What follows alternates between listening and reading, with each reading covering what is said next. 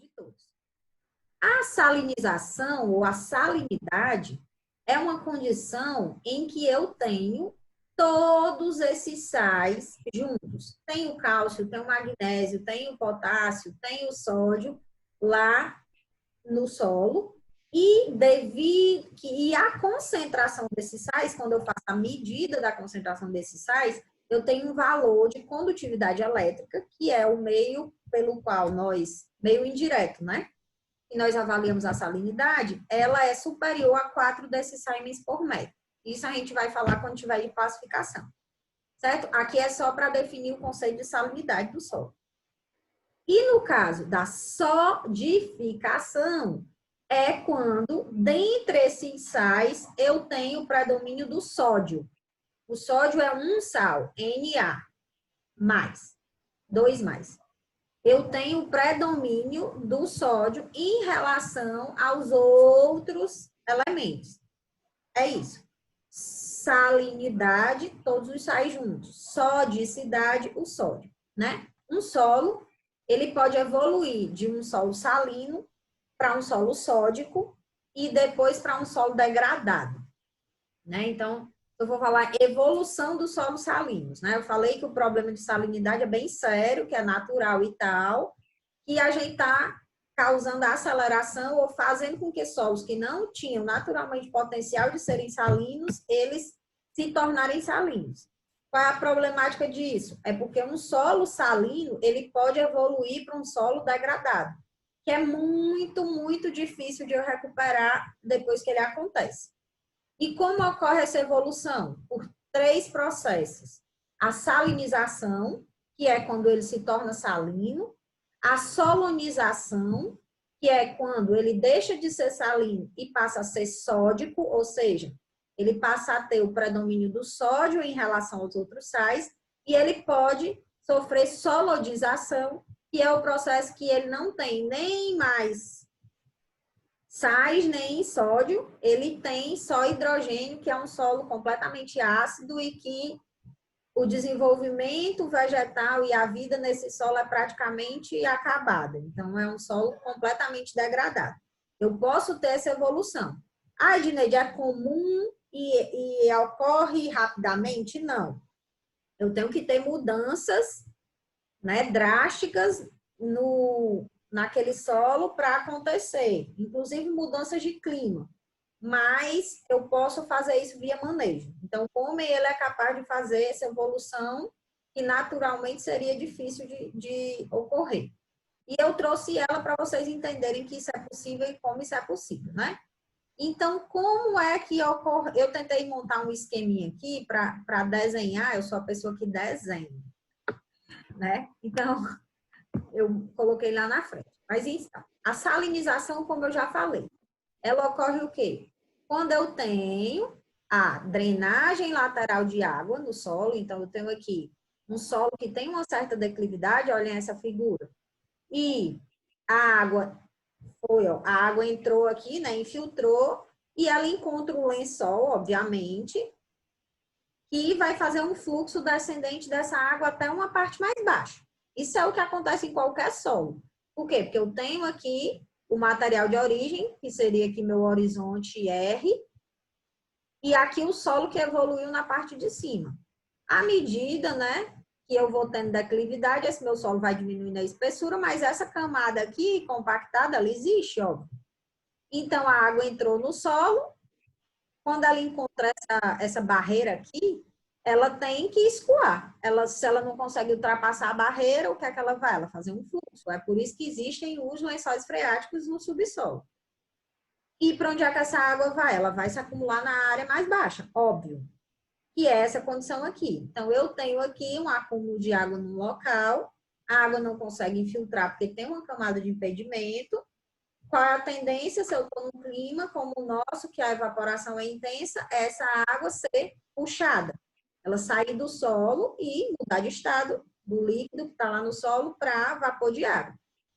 Nessa subida, pelos poros bem finos, ela está com os sais diluídos lá, mas à medida que ela vai subindo, os sais vão com ela, até o momento que ela evapora e o sal fica onde ela, ao longo do caminho. E esse é o fenômeno de salinização. Dineide, Oi. deixa eu te perguntar, qual Hum. seria o nível de pH, né, para a gente classificar um solo, diferenciar, né, um solo salinizado, né? Assim, o pH, ele não é um indicativo bom para a salinização. O que se, na classificação, o que é que você tem? Você tem que solos salinos, que é quando tem todos os sais, ele tem condutividade elétrica acima de 4 decissais por metro e pH abaixo de 8,5, certo? Que não é nem comum, assim, porque o pH do solo, o mais comum é que ele esteja entre 5,5 e 7,5, é a maioria dos solos. Não, um pH de 8,5, ele já é considerado um pH alcalino. Então, assim, a salinidade, ela pode acontecer nessa faixa, até 8,5. Então, o pH não é um bom indicativo. Quando eu estou me referindo à sodificação, que é quando eu tenho o sódio predominando entre os sais, né? Ou seja, o sódio é o elemento que mais importa, mais domina, eu tenho um efeito no pH, que aí os solos sódicos, ele já tem um pH elevado. Por quê? Porque o sódio, especificamente, ele tem uma característica que é um processo químico, a reação química, que chama solvatação, que ele faz com que ocorra uma reação química com a água, que ele aumenta a concentração de hidroxila no meio, e aí ele eleva muito o pH do solo, que é outro problema que a sodicidade traz, né? É a alcalinização do solo, acima de 8,5, por conta do bicarbonato. Ocorre uma reação química e eu tenho esse aumento do pH. Mas, assim, para efeito de salinidade, mesmo, eu não tenho essa interferência direta da salinidade no pH, né? É porque, assim, o pH do solo é a medida da concentração de hidrogênio, né? O pH do solo é o potencial hidrogênio iônico. Quando eu vou verificar, eu coloco na solução e vejo quanto que tem de hidrogênio. E, assim, quando tem muito hidrogênio, o pH é ácido. Quando tem menos hidrogênio, e obviamente tem mais hidroxila, né? Porque H2O é H e OH, eu tenho um pH alcalino. Tem alguns sais que interferem nessa reação, nessa produção de hidrogênio ou hidroxila.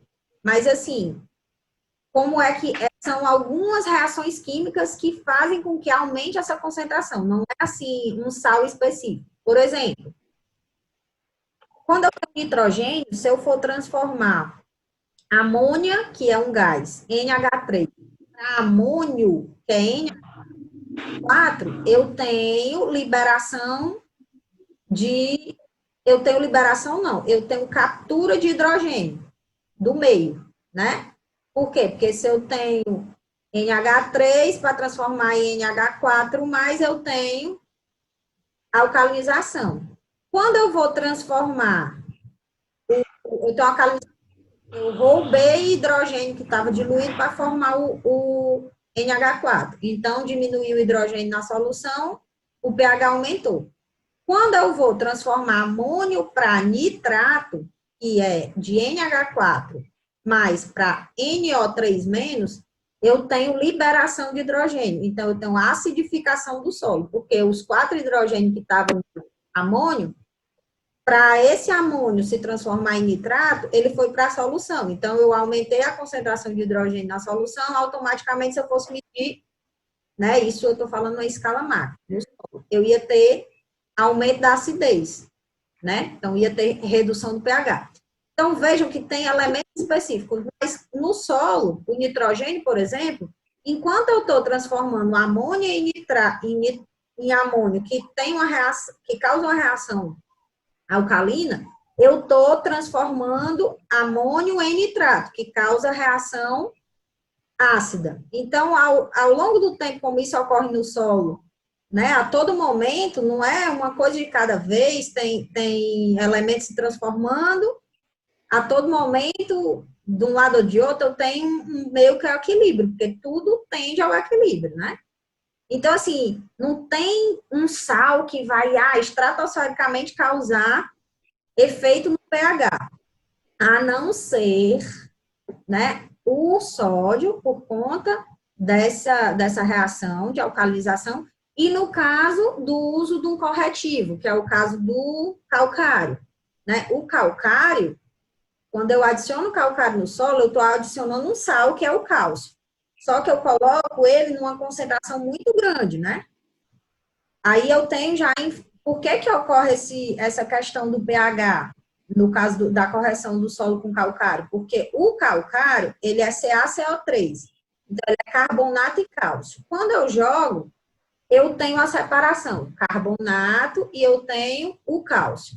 Como eu coloquei muito cálcio de uma vez, pela lei de ação de massas, ele consegue deslocar o hidrogênio que está no complexo de troca e ir para lá. Aí o hidrogênio vai para a solução, aí eu vou ter um aumento, inclusive, da acidez no começo, e depois eu começo a ter outras reações que vão liberar hidroxila, que é quem faz com que o pH eleve. Então, assim, não é só uma reação, são várias reações.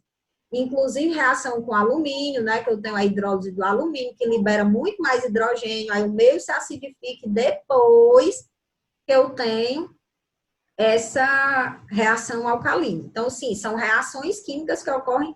Por quê? Porque um corretivo que eu estou jogando uma quantidade muito grande do cálcio. E aí ele, pela lei da ação de massas, faz assim, naturalmente no solo, quando eu não tenho essa condição, como o caso do corretivo, eu não tenho, dentro do contexto de salinidade, nenhum sal que faça com que o pH se altere tanto, certo? Então, o pH ele não é um indicativo para salinidade, ele é um indicativo para sodicidade. Para salinidade, não. Então, o indicativo para eu determinar solo salino, o melhor parâmetro não é o pH, é a condutividade elétrica, né? Que, inclusive, é uma medida indireta, porque a condutividade elétrica do solo é a medida da capacidade que o solo tem de conduzir eletricidade. Por quê? Porque quanto maior a quantidade de sais, maior a capacidade de condutividade elétrica, porque o sal é um condutor elétrico.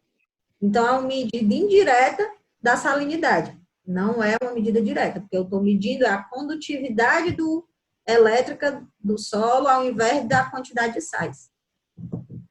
Ok? Ok, muito bem, obrigado. Então, assim, salinização é isso, né? Saizinhos que estavam lá no solo já, ou que foram adicionados via água de irrigação, ou que estavam mesmo, né, que foram devido ao intemperismo liberados lá no intemperismo, estavam lá no solo, a água veio, diluiu esses sais, arrastou, concentrou eles, a água com os sais, a evaporação veio, a água se evaporou e o sal, não tem como evaporar, ele não é gás, ele é sólido. A única coisa que ele faz é precipitar, né? Precipitar, tipo assim, né? Tem o conceito de precipitação, mesmo conceito do copo. O sal, quando ele está diluído, a solubilidade dele é uma. Se todo elemento químico ele tem uma solubilidade, né? Quando não tem mais água, ele se precipita, ele se transforma em sólido de novo, porque ele se une. Como é o caso do cloreto de sódio, no exemplo do copo. Isso é a mesma coisa que acontece no solo, né? Não tem água, a constante de solubilidade do sal acabou, diminuiu, e aí ele precipitou e fica lá no solo. Geralmente na superfície. Por quê? Porque não teve capilaridade, não teve ascensão da água, a água arrastou ele, então ele fica ali, naquela zona radicular, principalmente próximo à superfície, ou chega na superfície, dependendo da quantidade de sais e da intensidade do processo. Ok? Então, nessa condição, eu tenho acúmulo de sais. Nessa condição dessa figura, da outra figura, e o intemperismo intenso do material de origem, irrigação com água salina e etc. Tudo que a gente conversou. Ok?